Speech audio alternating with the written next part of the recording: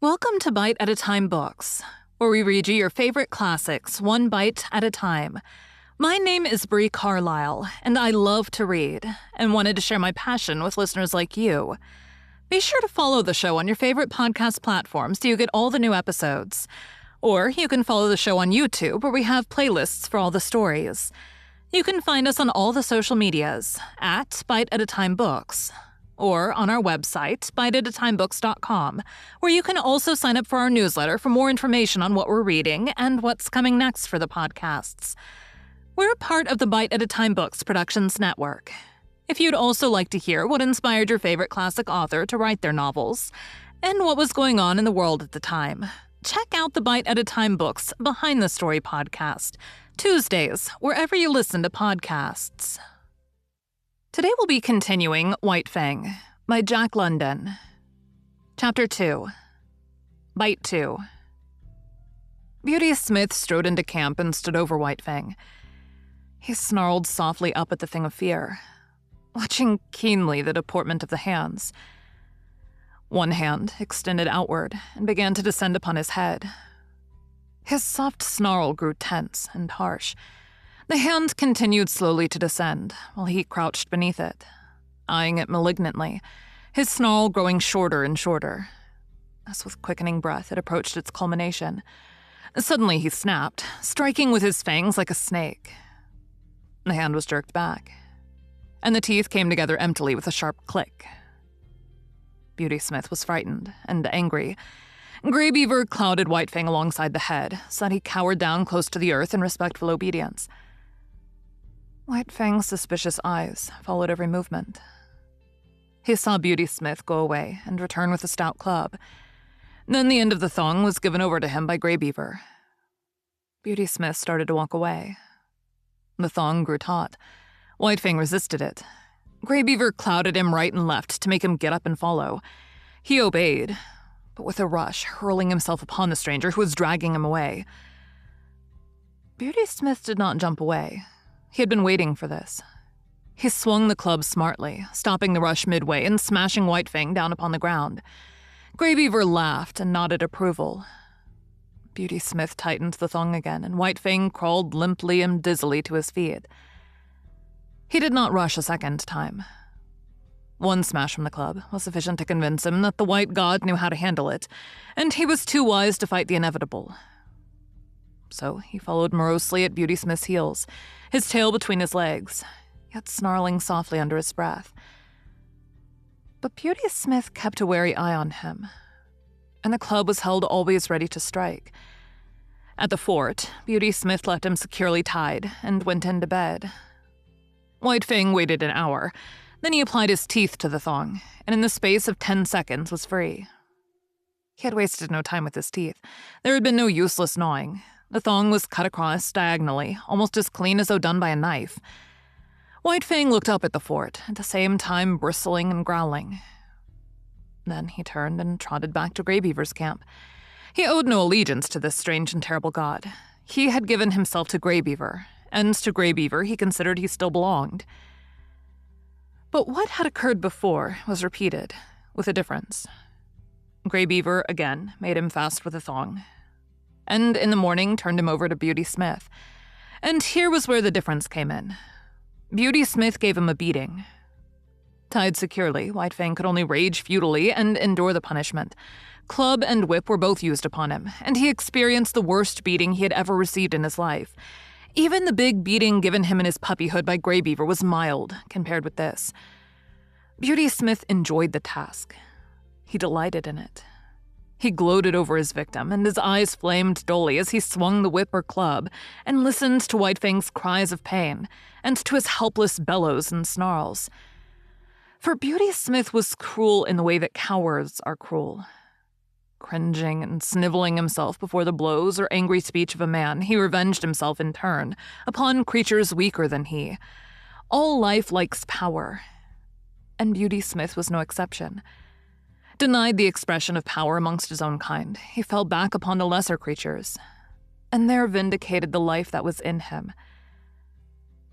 But Beauty Smith had not created himself, and no blame was to be attached to him.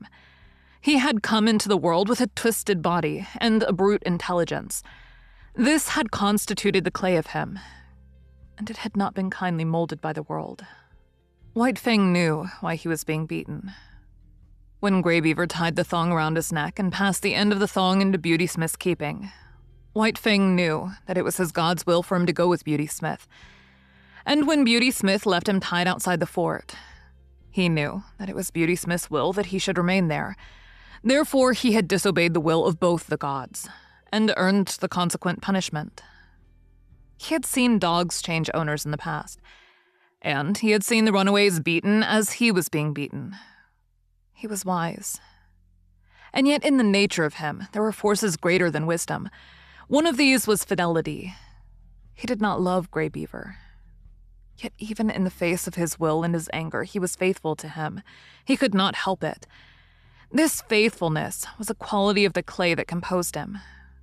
It was the quality that was peculiarly the possession of his kind, the quality that set apart his species from all other species, the quality that has enabled the wolf and the wild dog to come in from the open and be the companions of man. After the beating, White Fang was dragged back to the fort.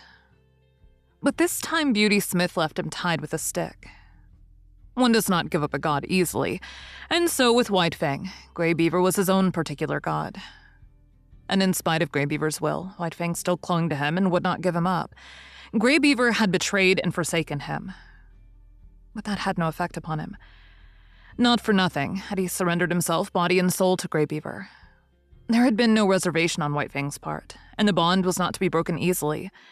So in the night, when the men in the fort were asleep, White Fang applied his teeth to the stick that held him. The wood was seasoned and dry, and it was tied so closely to his neck that he could scarcely get his teeth to it. It was only by the severest muscular exertion and neck arching that he succeeded in getting the wood between his teeth, and barely between his teeth at that. And it was only by the exercise of an immense patience, extending through many hours, that he succeeded in gnawing through the stick. This was something that dogs were not supposed to do. It was unprecedented. But White Fang did it, trotting away from the fort in the early morning with the end of the stick hanging to his neck. He was wise, but had he been merely wise, he would not have gone back to Grey Beaver, who had already twice betrayed him. But there was his faithfulness, and he went back to be betrayed yet a third time. Again, he yielded to the tying of a thong around his neck by Grey Beaver, and again Beauty Smith came to claim him. And this time he was beaten even more severely than before. Grey Beaver looked on stolidly while the white man wielded the whip. He gave no protection. It was no longer his dog. When the beating was over, White Fang was sick. A soft Southland dog would have died under it, but not he. His school of life had been sterner, and he was himself of sterner stuff. He had too great vitality. His clutch on life was too strong. But he was very sick. At first, he was unable to drag himself along, and Beauty Smith had to wait half an hour for him. And then, blind and reeling, he followed at Beauty Smith's heels back to the fort. But now he was tied with a chain that defied his teeth, and he strove in vain by lunging to draw the staple from the timber into which it was driven.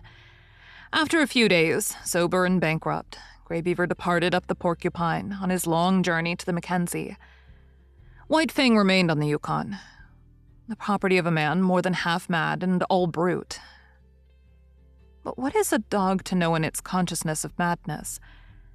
To White Fang, Beauty Smith was a veritable, if terrible, god. He was a mad god, at best. But White Fang knew nothing of madness. He knew only that he must submit to the will of this new master, obey his every whim and fancy. Thank you for joining Bite at a Time Books today, while we read a bite of one of your favorite classics. Again, my name is Bree Carlile, and I hope you join us tomorrow for the next bite of White Fang.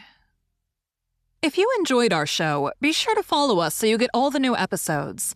We would also love for you to drop us a rating on your favorite podcast platform. You can catch us on all the social medias at Bite at a Time Books, or check out our website, biteatatimebooks.com, where you can sign up for our newsletter.